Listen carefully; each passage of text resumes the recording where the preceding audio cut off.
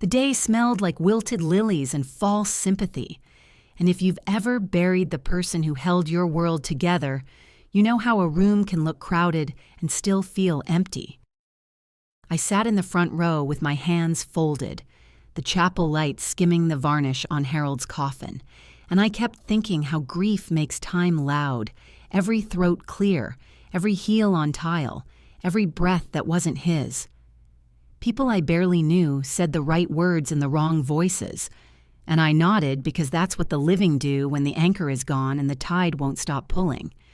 They called my husband dependable, steady, the kind of man who never left a task half-finished, and I thought of his hands scarred from decades of building a life that fit us just right, and how those hands had turned gentle in the end when he smoothed the blanket over my knees and told me not to be afraid.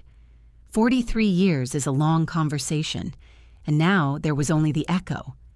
I felt her before I saw her, the little winter draft that follows ember into every room, the way warmth slips off the furniture as if it's been given an order. She slid into the seat beside me in a black dress that fit like a verdict, perfume clean and cold, makeup perfect in a way that never belonged near a coffin. "Such a shame about Harold," she whispered. And it was the tone people use for weather. I kept my eyes on the flowers. I wanted to keep my mouth from saying something I'd have to apologize for later. Lance spoke from the podium with numbers in his voice, as if grief were a ledger and love could be balanced. My son had learned to measure everything after he married Ember, even his breath. He used to laugh from the belly. Now he smiled from the teeth. I told myself he was mourning in his own way. But the mother in me knew when a child has been coached. The service crawled, then broke, and a hush fell over the cemetery like a blanket that couldn't quite cover our feet. Back at the house, my house, I realized with a sudden clarity that rang like crystal caterers floated through rooms Harold and I had painted, and Ember moved among them like a hostess at a gala she hadn't paid for. She thanked people as if she were accepting awards. I went to the kitchen to breathe where the hum of the refrigerator could drown out the compliments, and she cornered me with a smile you couldn't pin to any real feeling. "We need to discuss your living situation," she said, checking the doorway as if grief were contagious. "You can't stay here forever. Lance and I think something smaller would be more manageable for someone your age." The words landed like a shove. I steadied myself on the counter, and she adjusted a strand of hair that didn't need adjusting. "Don't be bitter," she cooed. "Your husband is gone, and we're going to keep the house. You should cry. Pack your bags and move on with dignity." I felt something break, but it wasn't me. It was the last small bone of pretending. For 5 years, I had watched her slow the clock in my family, less Sunday dinners. More reasons why. Fewer calls, more meetings that couldn't be moved. Harold had warned me early, long before the first holiday she took away with a trembling lip and a claim of feeling unwelcome. "That girl has dollar signs in her eyes," he'd said in the quiet after guests left our engagement celebration for them. I defended her then, because love bends toward hope, because I believed Lance could not be loved by someone who loved money more. When hope finally straightened in my spine, it came with a smile I hadn't felt since before chemo turned Harold's skin thin. I looked at Ember's perfect face, the one that always looked camera-ready, and I let the calm sit heavy in my voice. "Oh, Ember," I said, soft as a lullaby and sharp as a key. "You sweet, foolish girl." She blinked, and the veneer slipped. "What's that supposed to mean?" I leaned close so only her earrings could listen. "You really think Harold was stupid enough to leave everything to Lance without protecting me first?" The color drained from her face in a clean, terrifying way, like a tide catching its breath.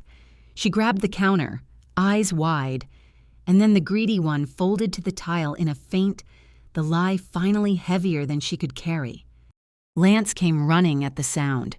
His tie loosened, his face breaking into the panic of a boy who thinks he can still fix it if he moves fast enough. He knelt, lifted Ember's head, and asked if I'd said something to upset her. The question stung in the precise way a tiny cut stings small, sharp, undeniable. She just fainted, I said, filling a glass with water and setting it within his reach. The stress of the day. Ember's eyelids fluttered, found me, and for the first time in 5 years I saw something other than cool calculation. I saw fear, raw and skinned and honest. "I'm fine," she whispered to Lance, but her hands trembled as if the word weighed more than she'd expected. Over the next 3 days, she haunted the hallways like she'd lost a set of keys that were actually her future. I'd find her in Harold's study, rifling through drawers with a frown delicate enough to be mistaken for grief, or hovering by the mailbox as if outrage could arrive with the afternoon post. Lance thought it was sorrow. "She really loved Dad," he said one evening, lowering himself into an armchair as the house exhaled after the last guest. "She's taking this harder than I expected." Ember looked at me from the sofa with the look of someone memorizing exits. I said nothing. Sometimes silence is the only instrument that can carry the melody of truth. It had been so gradual that even I didn't notice at first. Her compliments came braided with suggestions, her kindnesses scored with quiet edits to the family script. Family dinners slipped to monthly, then seasonal, then we'll try after the holidays. A promise that never had a calendar. Lance started speaking in scheduling language, as if love were an appointment he meant to keep but always moved 20 minutes later. She'd tilt her head and ask if I was tired of maintaining such a big place, if a smaller home would feel cozier, safer, simpler words that sounded like care but tasted like inventory. Harold refused to be charmed by vocabulary. "She's not marrying our son," he told me after one of those evenings where even the wine felt judged. "She's marrying our assets." I argued then, because you don't want to believe bad weather is permanent. You convince yourself the sky will clear if you keep watching. By winter, Hope had learned the house's shadows. Last Christmas was the first we spent alone in 3 decades. Ember cried and said our traditions made her feel like an outsider, and Lance chose peace over presents. In January, Harold began to plan. He met with Mitchell, our attorney, in an office that smelled like paper and permanence. He came home pale but certain. "I've made some changes," he said, sitting on the edge of our bed with the steadiness of a man laying brick. "Life estate for you, safeguards for the rest. If anyone pressures you, everything goes to charity." He didn't say Ember's name, but he didn't need to. The plan wasn't revenge. It was a fence. The morning after the funeral, I brewed coffee at 7 a.m. and watched the steam curl like a question. Ember hovered in the doorway and attempted a smile that never arrived. "About what I said," she murmured, fingers white around a mug she never drank from. "I was emotional. This is your home." "Of course it is," I said, and let the quiet hold her there until she broke away. I called Mitchell at 10 a.m. and set an appointment for Thursday. When I ended the call, Ember's footsteps paused in the hallway, a metronome that had missed a beat. Thursday came with a pale sky and the faint smell of rain. Lance and I sat in Mitchell's wood-paneled office, the same room where Harold and I had once signed papers that smelled like beginnings. Mitchell adjusted his glasses, opened a folder thick with our life, and spoke gently. "Your husband was thorough. Mabel," he said. And I felt the ache of love disguised as legal language. He explained the life estate, the funds set aside so I would never worry about light or heat or medicine. And then he described the clause that felt like a lock clicking into place if anyone tried to force my hand. Everything went to charity. Lance's shoulders dropped, relief and shame wrestling beneath his ribs. "It makes sense," he said, voice small for a man his size. "Mom should never worry about a place to live." "There's more," Mitchell added, and the room seemed to lean in with me. He laid out the protections against undue influence and looked at my son the way you look at a man who has to hear something and cannot bear to. "Your father anticipated pressure," he said, and the word moved like a shadow across Lance's face. From whom, Lance asked, but the answer was already forming behind his eyes, and when he said Ember's name, it sounded like a prayer said backward. The drive home was a quiet storm, the kind that hums beneath the ribs. Lance gripped the steering wheel so tightly his knuckles looked bone white. His jaw set the way Harold's had been whenever he needed to keep from saying too much. I wanted to reach across the console, to tell him none of this was his fault, but I knew the silence had to breathe before comfort could survive inside it. When we pulled into the driveway, Ember was already waiting, her smile bright and brittle as a porcelain mask. She descended the porch steps like an actress greeting applause. "How did it go?" she asked sweetly, slipping her arm through Lance's, though he didn't respond in kind. "Was everything straightforward?" Lance's voice came out low and even. "We need to talk. Inside. In the living room." The air felt dense, charged like a room holding its breath. I sank into Harold's old chair, my fortress of memory, while Lance began pacing slow, deliberate lines across the carpet. Ember perched at the edge of the couch, knees together, fingers interlaced with mechanical grace. "The will was interesting," Lance began, his words steady but carved with exhaustion. "Dad left everything to Mom for her lifetime. After she's gone, it passes to me." Ember blinked, once, twice. Everything she repeated, her voice higher now, trembling with an effort to stay calm. "But surely he meant for us to—" "There's a clause," Lance cut in, stopping his pacing to face her. "If anyone pressures Mom to give up her rights, everything goes to charity." The room froze. Even the ticking clock hesitated. Ember's breath hitched audibly. "That's absurd," she said at last, her face colorless except for the faint blotch rising at her throat. "Why would Harold do something like that? It's almost as if he didn't trust his own family." I met her gaze evenly. "He didn't trust everyone in his family," I said quietly. Her head snapped toward me. "What's that supposed to mean?" she demanded, but Lance spoke before I could. "It means Dad knew exactly what you said to Mom at the funeral." The color drained completely from her face. What speech she stammered. "I was just trying to help." Lance's voice rose, trembling not with anger but heartbreak. "You told my mother on the day we buried my father that she needed to pack her bags and get out of her own home."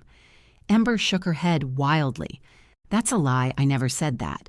"Yes, you did," I said, standing slowly, each word deliberate. "You said Harold always intended for the house to go to Lance, that I should start over somewhere smaller. I remember it perfectly because you made sure I wouldn't forget." Her eyes darted between us, desperate, cornered. "You're twisting everything." "I was emotional. I didn't mean it that way." "You were calculating," I replied, the calm in my voice frightening even to me. "Just like you've been for 5 years. Lance sat beside her then, but he didn't take her hand. "Is it true, Ember? Did you really say that—" She broke, the tears coming fast and messy, her voice cracking under its own weight. "You don't understand the pressure I've been under. Everyone comparing me to your perfect family, making me feel like I'll never belong. I just wanted us to have our own life, away from all of this. So you tried to throw my mother out of her home to make yourself more comfortable." Lance's tone was quiet, but there was finality in it. "I didn't mean it like that," she sobbed, but the words rang hollow. I saw something shift in Lance, a door closing. He rose, his decision clean and merciless. "Pack your bags. Ember, you're the one who needs to leave." But Ember didn't go. She lingered like smoke, slipping from apology to accusation, clinging to whatever leverage she thought she had left. I heard them arguing upstairs late into the night, her voice high and wounded, his low and breaking. The next morning, she was still there, eyes rimmed red, moving through the house as though sheer will could change the verdict. When she realized pity wouldn't work, she tried reinforcements. At 9 a.m., the doorbell rang. Through the window, I saw 3 cars lined up in the drive. Ember's mother, Patricia, stood at the front, her posture stiff with indignation, flanked by Ember's sister Madison and her husband. They entered like lawyers without invitation. "Mrs. Winters," Patricia began, her voice brittle. "We need to discuss this cruel treatment of my daughter." "There's nothing to discuss," I replied. "This is between my son and his wife. When a woman is being thrown out of her home, it becomes everyone's business," Madison said sharply, brushing past me into the foyer. Before I could answer, Lance appeared at the top of the stairs. His expression was calm but unyielding. "Actually, it doesn't," he said. "Ember has no claim to this house. None. She wasn't on the deed, didn't pay the mortgage, and has no legal right to stay." "Legalities aren't everything," Patricia snapped. "There's such a thing as decency." "Yes," I said quietly, "and your daughter ran out of it years ago." The room went still. Even Ember's family seemed to falter under the weight of it. Then Lance stepped forward, his voice calm but cutting. "Tell them what you told Mom at the funeral. Ember. Tell them why we're here." Ember's lips trembled. "I was emotional," she whispered. But Madison's gaze hardened. "Is that true? Did you really say that to her?" The truth spilled like broken glass. "Fine," Ember shouted. "Yes, I said it. I wanted this house. I wanted the life I was promised. Do you blame me?" Silence. Then Lance spoke softly, almost kindly. "No, Ember, I pity you, but I can't live with you anymore." Patricia's shoulders sagged. She turned to her daughter with quiet shame. "Ember, go pack your things. You're coming home." Ember hesitated, eyes darting toward me, her voice trembling with defiance. "I'm not leaving without what I'm owed." "You're owed nothing," I said, meeting her gaze. "And if you push any harder, you'll trigger the charity clause in Harold's will, and then Lance will lose everything, too." That stopped her cold. For a moment, she just stared, the realization dawning like ice water. Then she whispered, "You're bluffing." "Am I?" I reached into my pocket, pulled out my phone, and showed her Mitchell's number glowing on the screen. "We can call him right now and find out." Her eyes flickered between me, Lance, and her horrified family. Finally, her shoulders slumped. "Fine," she said softly. "You win." But as she turned toward the stairs, I saw it, that glint beneath the surrender, the look of someone who'd lost the battle but hadn't stopped planning the war. She disappeared for 3 days. Lance tried calling, leaving messages that echoed through the house like unanswered prayers. I told him to let her go, but worry is a habit that doesn't end when love does. I could tell by the way he lingered near the phone that part of him still wanted to believe she'd come back reasonable, repentant, ready to start over. But I'd seen that look in her eyes sharp, burning, desperate. Ember wasn't planning reconciliation. She was plotting revenge. Friday morning arrived quiet and brittle. I was in the garden trimming Harold's roses when a black sedan pulled into the driveway.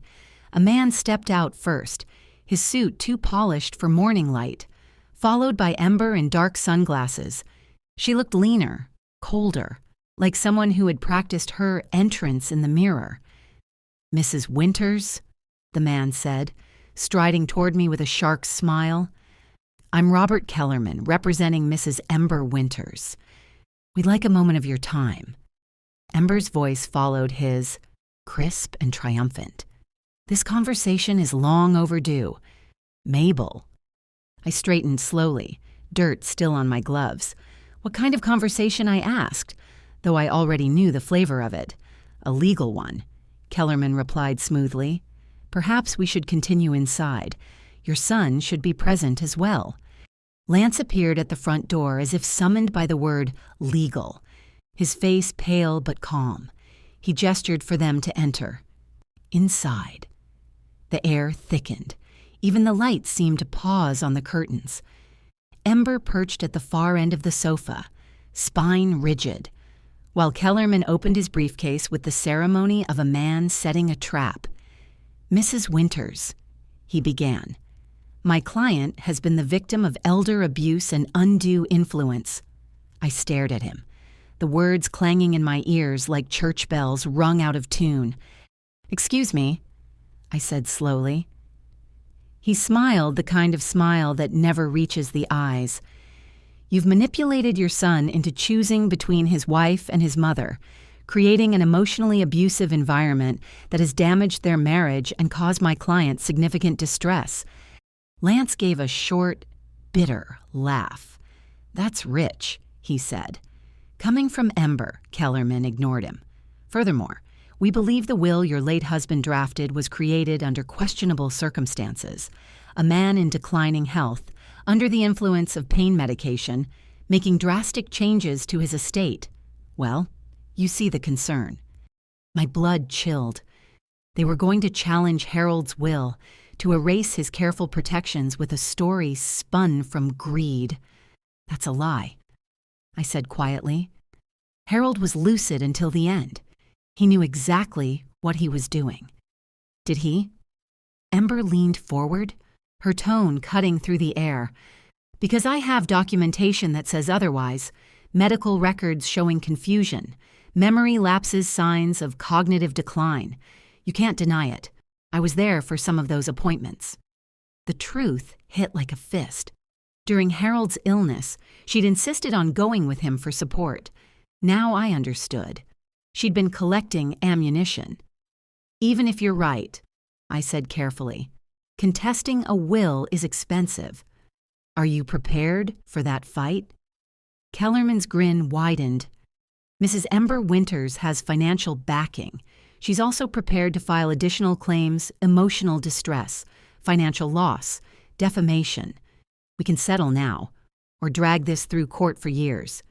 "In other words," Lance said coldly, "you'll try to bleed us dry whether you win or not. We prefer to think of it as seeking justice," Kellerman replied. I looked at Ember, really looked at her, and saw the mask cracking beneath the confidence. This was her last card. "What exactly do you want?" I asked. "Half," she said simply, "half of everything. The house, the accounts, the investments. It's what I would have had if your husband hadn't been manipulated." Lance stood abruptly. "Get out," he said, his voice low but shaking with fury. "Both of you. Now, be reasonable," Ember pleaded. "This could drag on for years. Lance, think of the stress, the money, your job. We could end it all right here. Move on," he repeated, incredulous. "You want me to give you half of everything my parents built because you think you deserve it, after you told my mother to pack her bags at my father's funeral." That was a misunderstanding. She insisted, her voice cracking. "It was the only honest thing you've ever said." He snapped. Her mask fell away completely, revealing the steel underneath. "Fine," she hissed. "You want a war? You'll get one. When this is over, you'll have nothing left but guilt." I rose then, slow and deliberate, letting my voice cut through the tension like glass, sliding against glass. "If that's what it takes, then so be it. But I won't give you one penny of what Harold built." Kellerman interjected. "Mrs. Winters, I should warn you if this goes to court. The will could be invalidated entirely. The estate would revert to default inheritance law, divided between the surviving spouse and children. Think about that." "I already have," I said, walking to Harold's desk. My hand trembled slightly as I opened the bottom drawer and drew out a manila folder I'd been saving for this exact day. I laid it on the table and looked directly at Ember. "You missed something," I said softly. "Harold didn't just change his will. He documented every decision on video." Ember's head snapped up. "What 3 recordings?" I continued calmly, all showing his clarity, his reasoning, his concerns. He even spoke about you, Ember. Very specifically. Kellerman's confidence faltered for the first time. I'd need to verify such recordings. Of course. I interrupted, opening the folder and holding up a DVD case. In Harold's careful handwriting, Final Testament Mental Competency Documentation. Lance's eyes widened. "Mom, is that real?" "Yes," I said, never looking away from Ember. "Your father was many things, but careless wasn't one of them." Ember lunged for the DVD, but Lance blocked her. Her fury broke free like a storm. "You think this proves anything?" she screamed. "You and Harold set me up. You poisoned him against me from the start." "No," I said. "You did that yourself." Kellerman was already closing his briefcase. "Mrs. Winters," he murmured to his client. "Perhaps we should." "There is no perhaps," she shouted. "You don't see what she's doing. She's manipulating all of you." "Actually," I said, "Harold and I were protecting ourselves from this exact moment." Ember's eyes filled with tears, not of sadness, but of pure rage. "This isn't over," she hissed. "You may have won today, but you've lost your son." "Maybe," I said quietly, "but he'll never forgive himself if he doesn't choose what's right." And with that, she was gone, dragging her attorney and her fury out the door. The silence left behind felt like exhaling after years of holding breath. Lance stood beside me, staring at the DVD in his hands. "Is it really over?" he asked. "For now," I said softly, "but in my bones, I knew wars like this never end clean." The days that followed felt like the slow settling of dust after a storm. The house breathed again lighter, quieter, but never fully still. Lance moved through the rooms with the heaviness of someone who'd seen too much, his eyes always half-focused, as if waiting for Ember's shadow to appear again in the doorway. She didn't. Instead, she vanished from our lives, taking her silence with her. The legal threats faded. The letters stopped arriving, and one morning the black sedan didn't show up anymore. Kellerman must have realized what every opportunist eventually learns. You can't build a case on a lie when the truth has proof. Still, Ember lingered in small ways. A faint perfume on a forgotten scarf, a hairbrush in the upstairs bathroom, the faint indentation of her favorite chair cushion that refused to rise again. Lance boxed up her things quietly, without asking for help, as though confession required solitude. I watched him move from room to room and saw my husband in his posture, that stubborn patience Harold always carried when fixing something too damaged to repair, but too sentimental to discard.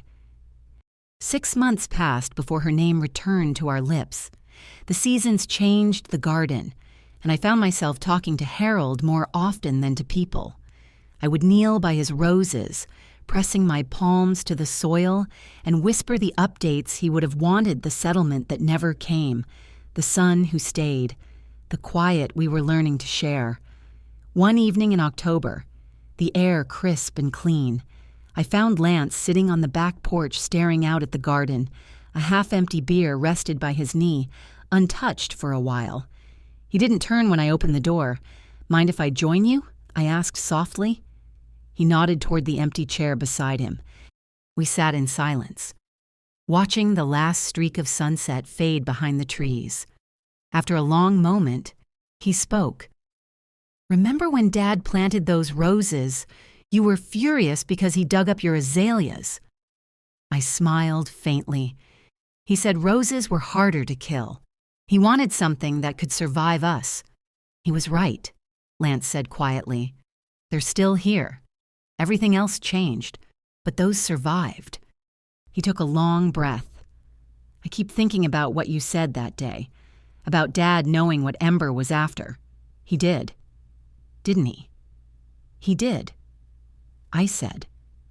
He saw through her from the start, but he believed in letting people learn on their own, even when it hurt. Lance's shoulders sagged. He must have thought I was an idiot. I turned toward him. No. He thought you were kind, too kind. Maybe. But that's not weakness. Lance, it's the thing that makes you worth fighting for. He stared at his hands for a long moment, then whispered, I miss him. Mom. I miss the way he made things make sense. I know, I said. But you're more like him than you think. You both lead with your heart, even when it breaks. The porch light flickered on, and moths began their frantic circling. Lance's voice was soft when he spoke again. I got offered a promotion, Denver, big raise, bigger office. I turned it down. I blinked. Why? He looked out at the garden again, because I realized I don't want to run anymore. This is home. All of this, it's what Dad built, what you protected. I want to be near it, near you. Tears blurred the edges of the moment. I reached out and took his hand. You don't have to stay for me. I'm staying for us, he said firmly, for family. A year later, the house no longer echoed. Lance moved back in temporarily while looking for his own place, though we both stopped pretending it was truly temporary. We built a rhythm he handled the repairs. I cooked, and evenings were spent watching old movies Harold used to love. Sometimes, we'd both fall asleep in the living room, the TV murmuring to no one. It wasn't the life I expected after 59, but it was a life rebuilt on truth, quieter, stronger, cleaner. On the anniversary of Harold's passing, we visited his grave together. The wind was gentle that morning, carrying the faint scent of roses from the cemetery gate. We replaced the old flowers, brushed the leaves from his name, and stood there for a while without words. Finally, Lance broke the silence. Do you think he'd be proud of how we handled everything? I smiled. He'd be proud that we didn't let her win, that we stayed a family. As we turned to leave, Lance slipped his arm through mine, the way his father used to. Thank you, Mom, he said softly, for not giving up on me, for fighting for us. I looked up at the pale October sky and felt something warm settle in my chest, a peace I hadn't known in years. I had something worth fighting for, I said. The drive home was quiet, but it wasn't empty. The house waited for us, filled with light and memory. Ember had become nothing more than a lesson carved into the walls, a reminder that greed can't outlast love, and that the cleverest will is not written on paper, but in the strength of those who carry it forward. And so, that's where I'll leave you tonight. If you were in my place, would you have fought back or walked away? Tell me what you would have done and comment the city you're watching from so I can see how far this story has reached. Don't forget to like, share, and subscribe for more stories that prove truth always finds its way home.